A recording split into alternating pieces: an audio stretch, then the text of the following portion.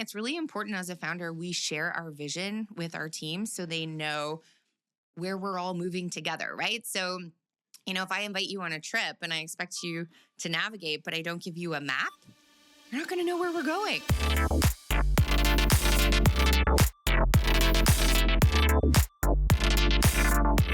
Welcome to She's Interesting, a podcast about business, money, and well-being. I'm your host, Rashel Hariri. I'm an award-winning marketer, consultant, and startup advisor. Welcome to She's Interesting. I'm so excited to introduce you to our guest today, Megan Rafuse. Welcome. Thank you so much for having me. I'm so excited to have you here. Before we jump into the interview, I want to just get the audience to know your history and what you're all about, because I think what you're doing for Canada is fantastic and for the world at large. So Megan is the CEO and co-founder of Shift Collab, Canada's largest online mental health practice that is female and clinician-owned. That's right. We love to hear that. With more than 13 years of experience as a registered social worker and psychotherapist, Megan utilized her expertise to address a notable industry gap. So rather than accepting a landscape where tech platforms and marketing companies thrived at the expense of therapists and clients, don't we all know it, Megan took a bold stance. She is a passionate advocate, so she initiated a clinician-first therapy practice, challenging the prevailing norms in the industry. This endeavor aimed to not only revolutionize the status quo, but also provide mental health care that is straightforward, relatable, and easily accessible. Like emphasis on the easily accessible part, because we've noticed since COVID, numbers have been going up. More people need support, so that accessibility is key.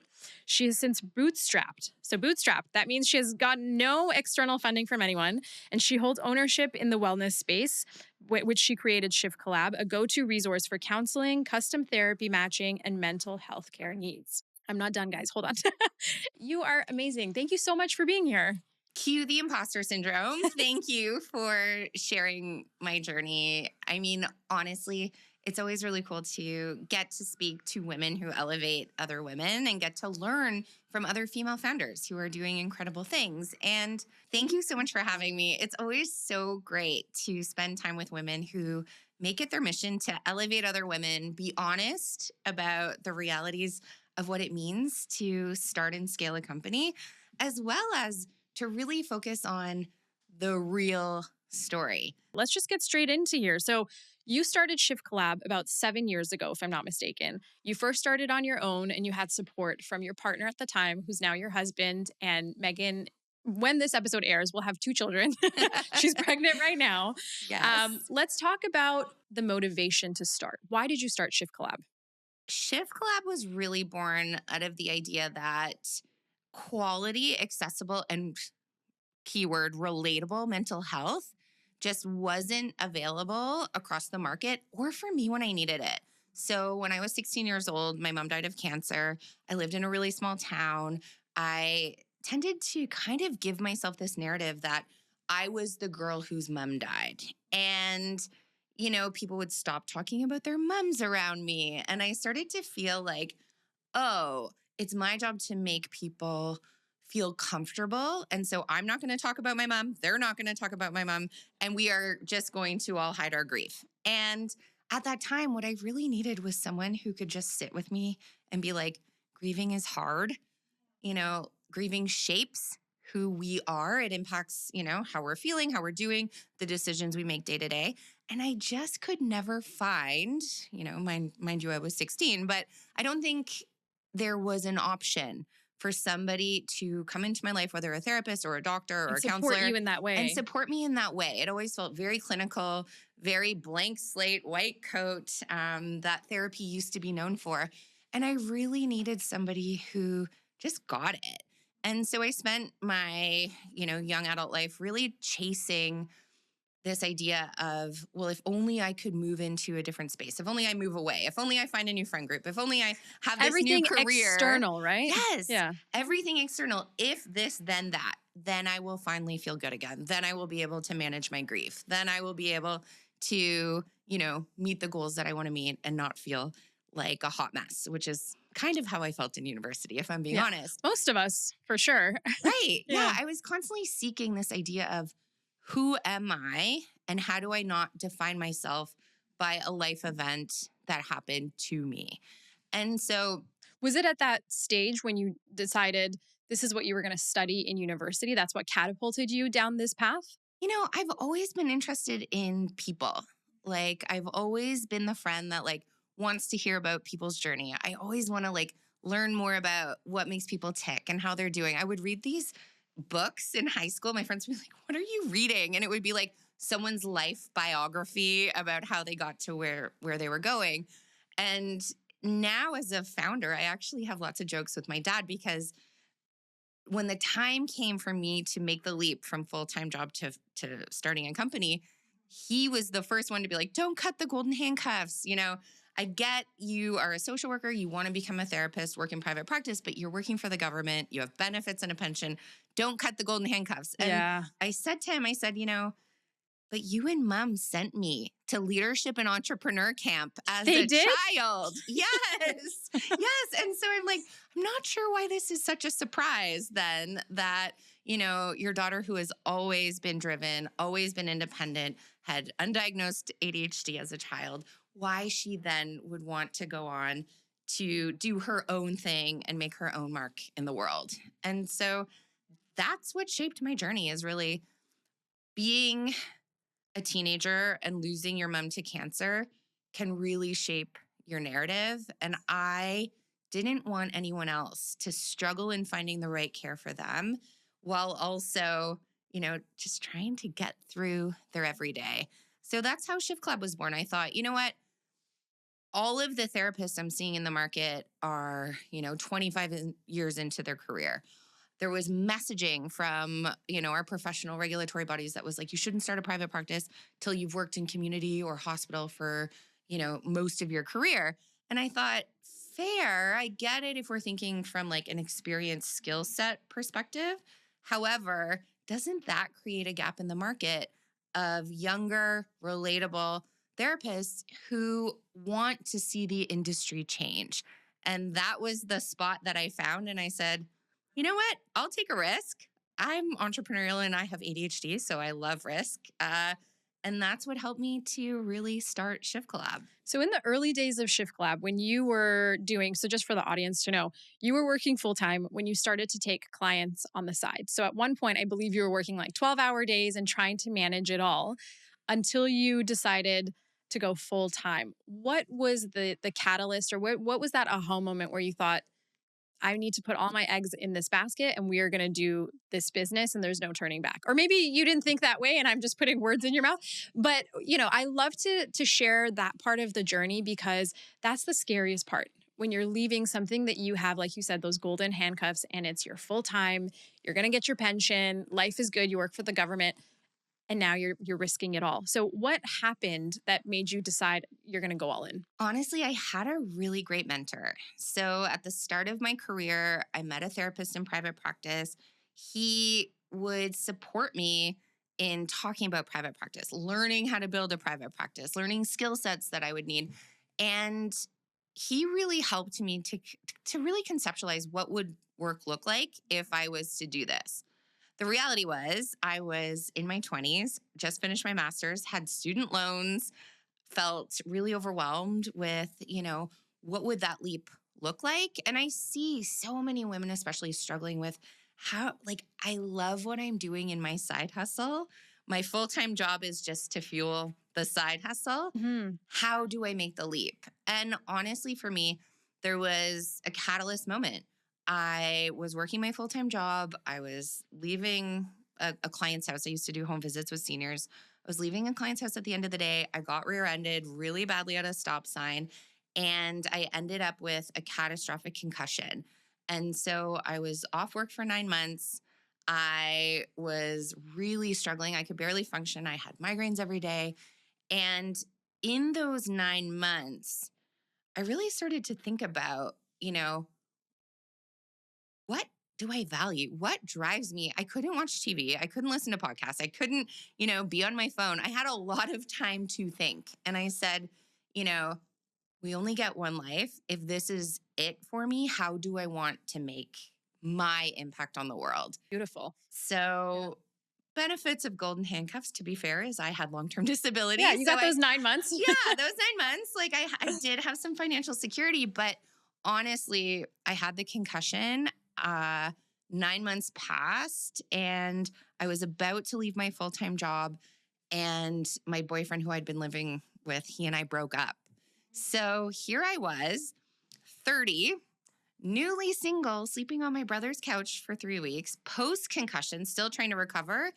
And I thought, well, I've been seeing clients privately. It's either go for it all in or not. I had built up a roster. How many clients did you have at that time? I would say maybe 50, like off and on. Wow. Every free hour Yeah. was evening and weekend therapist, and then trying to figure out how to go back to my full-time job with this head injury. And so I was like, okay, I feel enough stability. Worst case, I'm probably hireable. And so for those of you who are like, I'm having a hard time making the leap, remember that you have skill sets. So the worst case scenario is probably something you could handle. Mm-hmm. For me, the irony was here I was helping clients who were mostly ambitious young professionals learn how to make career moves, ask for what they need, trust themselves, deal with imposter syndrome. And I was like, I need these skills too. I need these skills because I need to make a pivot. And so I made the pivot, went into private practice, quit my full-time job. And within 3 months, I had a full practice with a wait list, which... That's amazing. And it was just you at this time. It was just you hadn't me at hired that time. Yet. Okay. Yep, just me trying to figure out what does it mean to be self-employed? What do I need to save for taxes?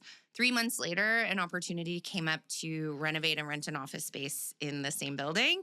And I said, okay, I'm going for it. And so honestly, the initial time of just being in private practice, I think set me up for okay, this is what life as an entrepreneur could look like. Growing the group practice was a whole other beast. Someone who was managing all of these different clients, you were opening a new practice, like literally a location. How did your ADHD affect you during that time? And what tips do you have for people to manage ADHD who aren't medicated? I'm not medicated. And who are running a business, because that is one of the hardest things, from your bookkeeping to tracking your clients to your scheduling to payments. There's a lot that goes on. And so that's where I want to really dig into, because I think you can help a lot of people with this advice. So first, there's a lot of discussion about well, ADHD is my superpower or ADHD is my biggest weakness. And I think it's important for us just to know ourselves. So how ADHD might show up for me might look a little bit different than how it shows up for you. However, most of us tend to struggle with that same executive functioning, planning. I always joke that I am a hunter. I am not a farmer. That I really struggle with consistency. I really struggle with, I want to execute a ton of ideas. I look at the bright and shiny. I think this must be it and this is it. And I want to do this. And I really struggle with two things. One is, which idea am I going to implement? Two is getting so hyper-focused on that idea that I might let go of all of my other priorities. And three is, once that idea stops feeling novel and the dopamine hit wears off, That's it. I'm like, okay, on to the next thing. And it kind of falls. And so honestly, I wouldn't be who I am without ADHD. However, I've had to do a lot of work in understanding what it means for me to be a founder with ADHD and who I need in my court to help me offset my weaknesses and elevate my strengths. So when I was first growing the business, it was just me. I opened a brick and mortar clinic. I hired administrators. I hired therapists. I tried to get them busy. I was Googling, what is marketing? What is payroll? I would call the CRA and be like, what does this thing mean? I don't know. And, I found myself really struggling. And what I found in time was, every founder struggles with something. We need communities around us to support us. So raising my hand and asking for help was the biggest gift I gave myself as a founder. Honestly, women, we are known to not ask for help, not ask for the raise, not ask for an increase in salary or benefits, not ask for the connection. And what we need to do is start advocating for ourselves. If we don't advocate for ourselves, no one else will. And it took me hitting a sense of literal founder rock bottom before I realized that it was okay to ask for help. I literally was at Staples, the office store. It was like a dark February night. The clinic launched in January. I had bought the wrong receipt paper for the Oh no. Moneris machine 3 times that day. I like drove to Staples, came back, drove to Staples, came back, saw 6 clients, talked to therapists about building their caseload, dealt with like my administrator. I was working 16-hour days and it was like 9 o'clock. I went and right next to the receipt paper was the wills. Mhm. And I looked at the wills and I thought, I don't have to do this. Mhm. I I don't have to be here. And that was one of the first times in my life I ever had a thought about life isn't worth living. And to be frank, as a therapist, we're human too, but like it's a whole other mind game when you've supported clients with challenging their own unhelpful thoughts, building safety plans for those who are suicidal, to then like at the end of the day go and be like, oh, well, I don't have to do this. And that was a turning point for me in my career to say, it's not that I don't have to do this or I don't have to be here. I don't have to do this alone. And for every entrepreneur, I think it's so critical that we acknowledge that. I have a friend named Zach who lives with cerebral palsy and he does a lot of keynote speaking. And he talks about how, in his own life, he has to ask for help for many of the things that he has Mhm. to do throughout his day.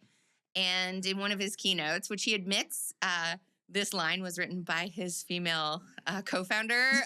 And so I was like, no one is self-made. Everyone is community made. Oh, I love that. It's because Yes. it's true. It's true. Your community is everything, and your community is what will lift you up when you are hitting rock bottom or when you don't know what the next move is. You have to rely on the people in your network to support you. And actually, this is a great transition to my next question, which is at what point did you decide to bring in your now husband, at the time partner, boyfriend, whatever you want to label it as? What was the turning point where you're like, hey, I want you to come in and support? Or was it just sort of like a natural, organic transition that happened that he started supporting you and then it just made sense? I wish it was natural and organic. Okay. But honestly, he and I have this interesting, foundation story where I met him on Tinder after, living on my brother's couch. I got an apartment. He was living on Toronto Island writing a book in the middle of the winter, which if you're from Toronto, you know that no one goes to the island in the winter. Mhm. And we just started talking and we would talk about, his book. We would talk about his journey. He was a startup founder. He went to a tech incubator.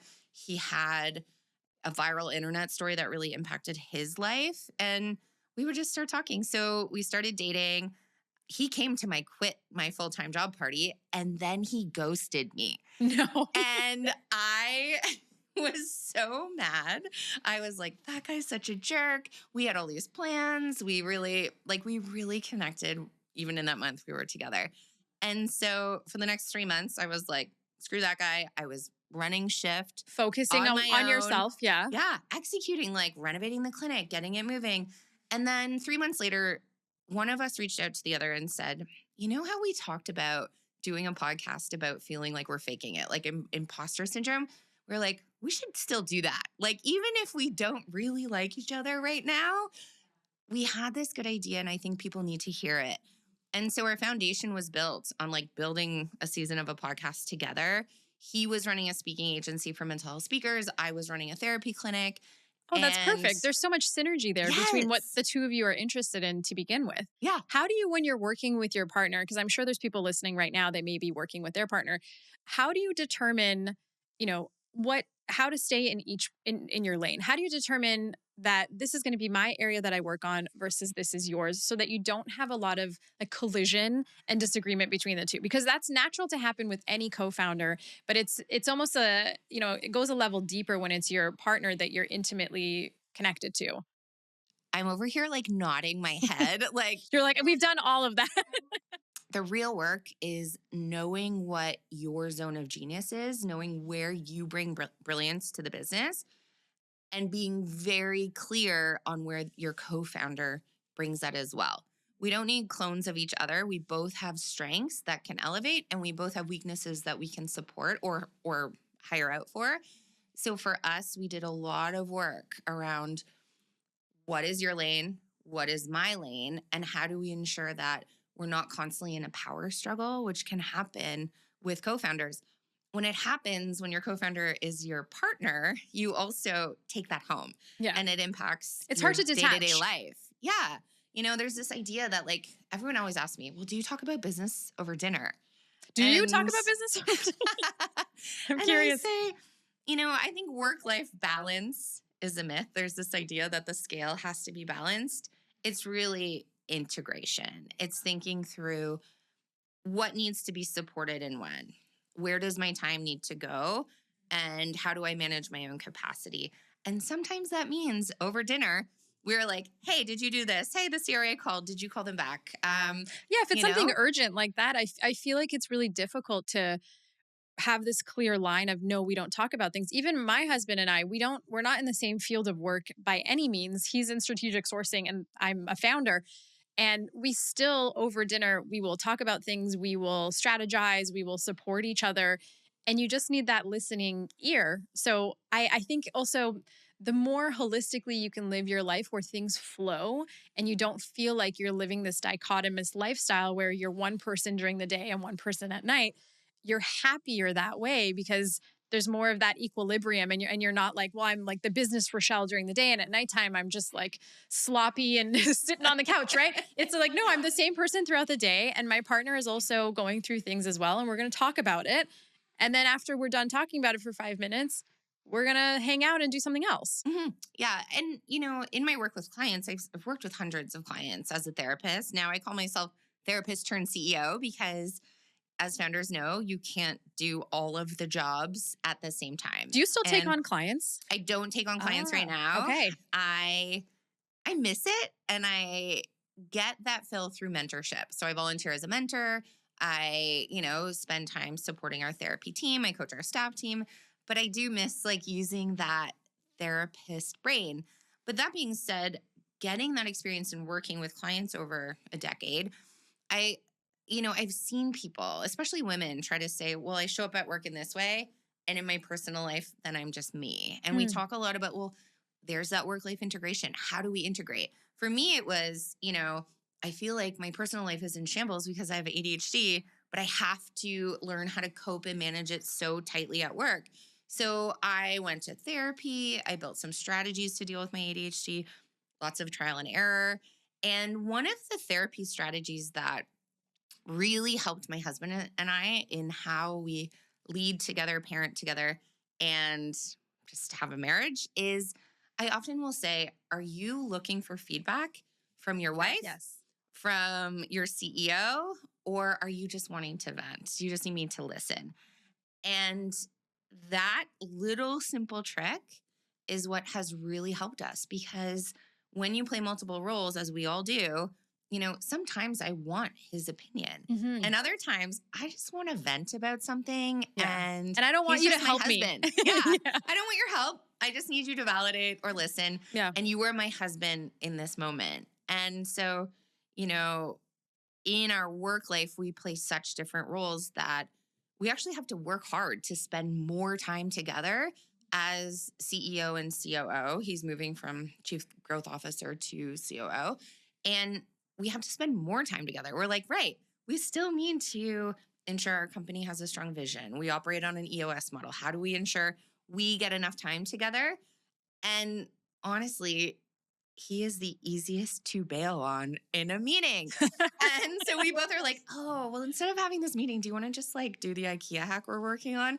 And we have to be like, no. Disciplined. This is our business, baby. We are responsible for people's livelihoods. We are bootstrapped. We have no investment. Our goal this year is to hit 8 figures. We might still be in the 7. That's amazing though. The fact that you started 7 years ago, completely bootstrapped, you've built everything yourself. Let's actually spend some time there because I think we know the data shows that less than 3% of women-founded companies in the US, can't speak for Canada, assume it's around the same, reach seven figures. And so, seven figures in terms of revenue, we're not necessarily talking about profit here, but when you scaled to seven figures, what were some of the systems that you had to put in place? Going from a six-figure founder to seven figures, sometimes it's a mindset shift, sometimes it's hiring additional resources.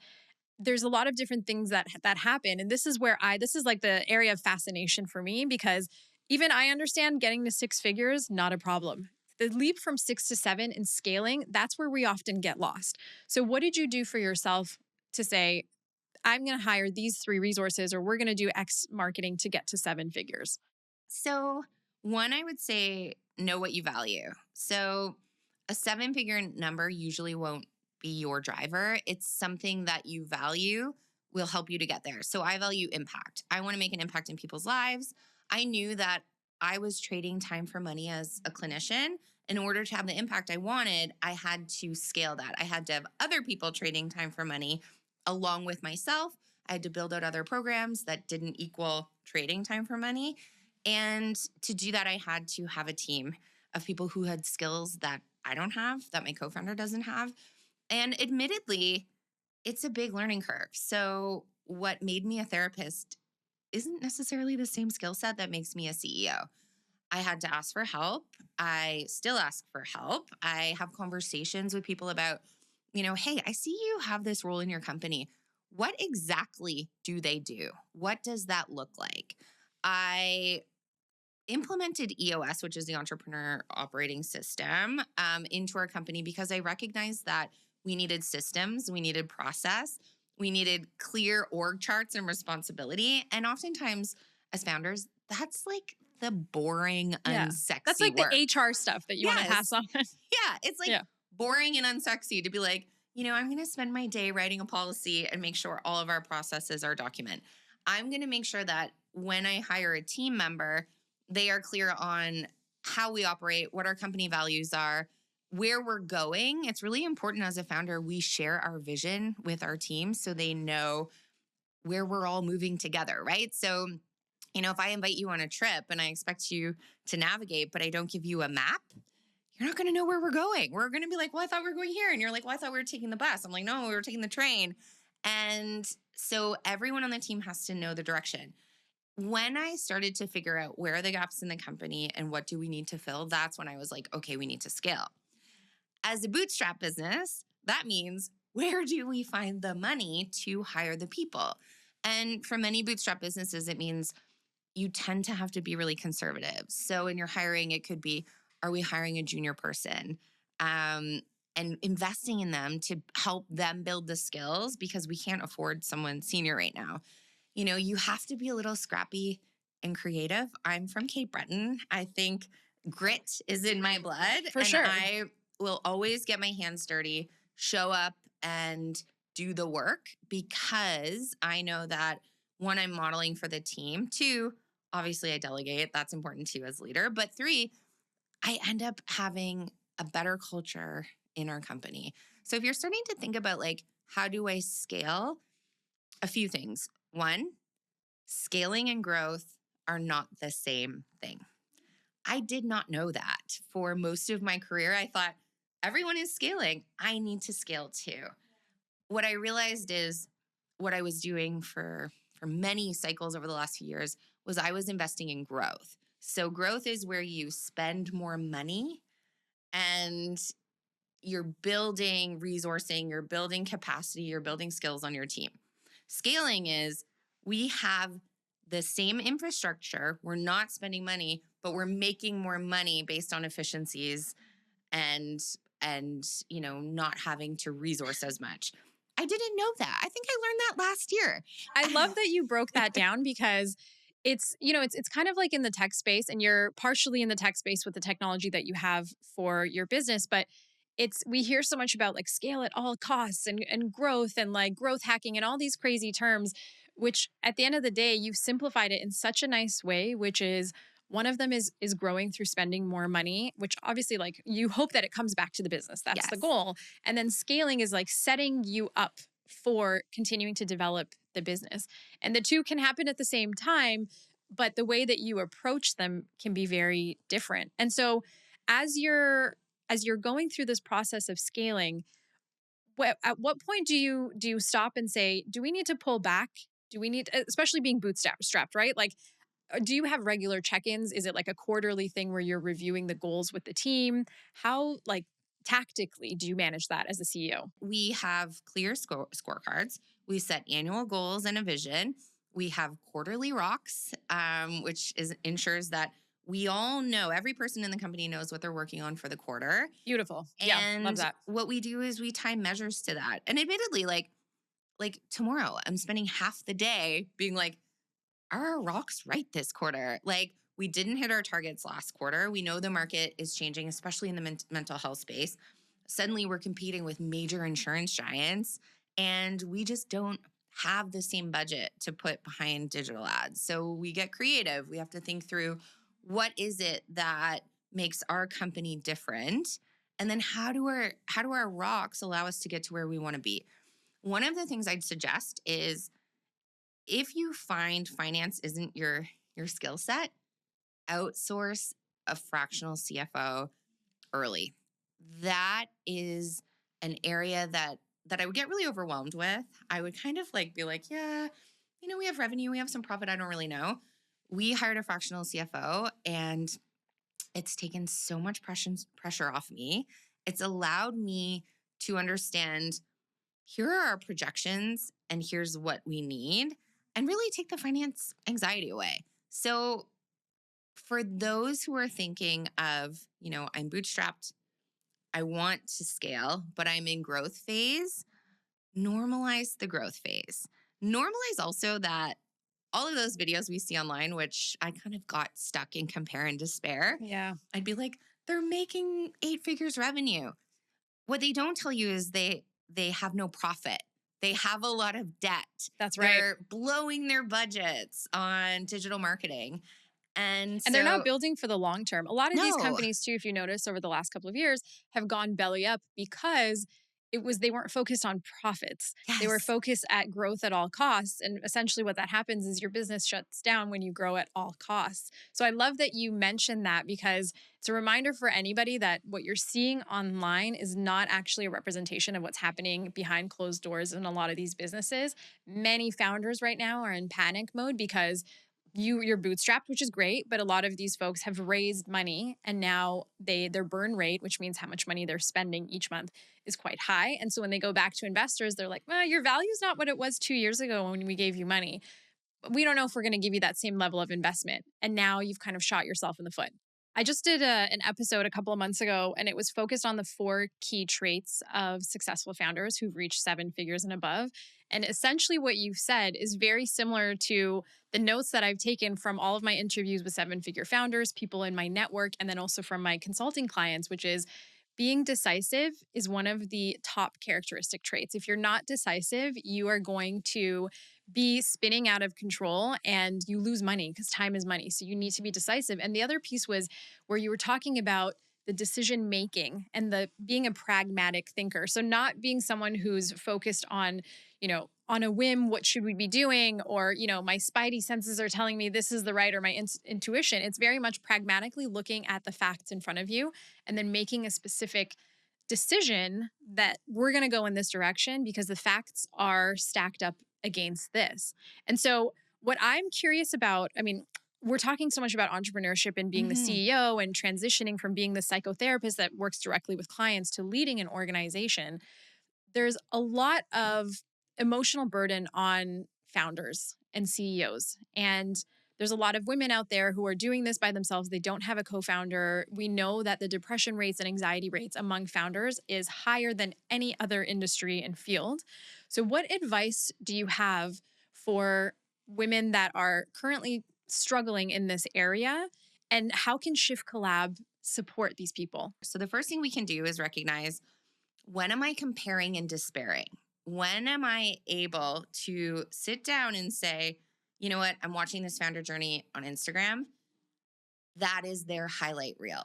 I need to remember that. My brain can't compute that. Science tells us that our brains just don't have the capacity to look at someone's highlight reel and think, oh, that's actually not real life. That's not the whole picture. And so what I say to founders is, first and foremost, you have to be mindful when you're comparing and despairing. It'll make you more anxious. You'll start to feel insecure. It robs you of your confidence. And you're basing your thinking patterns on something that isn't really evidence-based. So Yeah. no one's It's life is a it's also highlight not reel. it's not reality. I find when Mm-mm. I fall into that trap as well, I'll be in the flow. I know exactly what I'm doing. My strategy and vision is super clear. And then once I get into that comparison zone, and oftentimes it's you're comparing to someone who's like 20 steps ahead of you anyway. So it's not Yes. even like a apples to apples comparison, which whatever. But then it just throws you off because then you start to question all of the things that you've planned for yourself and devaluing the work that you've done, which is the worst feeling in the world. And then once you snap out of that, when you get yourself out of that zone, you realize, wow, I actually have so many wins underneath my belt and I need to be proud. But there's a lot in social media that is just, it's created to make you feel a sense of lack. Yeah. And that's intentional. I mean, Yeah. obviously, It's good what keeps us going marketers. back. Yeah, it keeps us going back. We need to be that person that speaks to ourselves like we would speak to the person we love the most. We need to be more adaptive in our perfectionism. It's okay to have perfectionistic traits. There's some really good books right now about that, and it's really okay. But what we need to do is ensure that it's adaptive for us. So the minute you start falling into all or nothing thinking, or you find yourself procrastinating, which so many of us do, Guilty. you need I'm to raising my hand. challenge it. Yes, because Yeah. honestly, I'm a procrastinator. I am a perfectionist. And what happens is I build up an idea in my head about how something should go, and I start to work on it. Maybe I avoid working on it because I am, one, trying to buffer my failure. I think, well, if I don't start it, or if I didn't have enough time to finish it, like I waited to the last minute and then I put it across the line, but it wasn't my best work because I didn't have enough time. That's me just giving myself a failure buffer as an out. I actually love the term failure buffer because I had never heard that before, but it deeply resonates because when you are a perfectionist and you do have that all or nothing mentality, oftentimes the reason why you procrastinate is because you're worried that you're not going to nail it the first time. And we forget that we are all just living humans that make mistakes and are learning as we grow and as we develop. So I think this is a really great way to close off this episode by just reminding everybody that if you do have perfectionist tendencies, if you are always striving to be your best, it's good. I think it's a positive thing to always put your best foot forward and strive for excellence, but that reminder that failures will happen no matter what. Even if you did give 1000%, there's still a chance that things are not going to go the way you envisioned, but it doesn't mean that you didn't learn from it, that you're not going to grow from it, and that you're not going to that it's going to affect your business in any type of way. So, Megan, thank you so much for all of your insights. There's a lot that I've learned during this episode, and I hope those who are listening were taking notes and taking inventory of the things that they can take back into their work, into their personal lives, and into their relationships. This was wonderful. You are amazing. How can we, if we need support, how can we find Shift Collab? So you can find Shift Collab online, www.shiftcollab, ShiftCollab.com. And you can find me at Megan Rafuse on Instagram. You can find the Shift Collab on Instagram as well. And honestly, thank you so much for this chat. It's really nice to be able to reflect on my journey. And when I think back to those early days of starting, what I really needed was a community of people, or even one person who Just a friend. just a friend Yeah. who has been through it, but who would share honestly about what this journey looks like. There is failure. I always joke that, in the offices in the 80s and 90s, there was all those posters that was like, failure is the driver of success. And, in reality, that's really cheesy. But failure is just a stepping stone. If I didn't have failures, if I didn't make mistakes, I wouldn't be where I am today. I make mistakes every day. Oh, yeah. And if you don't fail, that means you're not actually trying. Exactly. And so give yourself permission to try, give yourself permission to show up, and asking for help from your network, reaching out to people. It's a strength.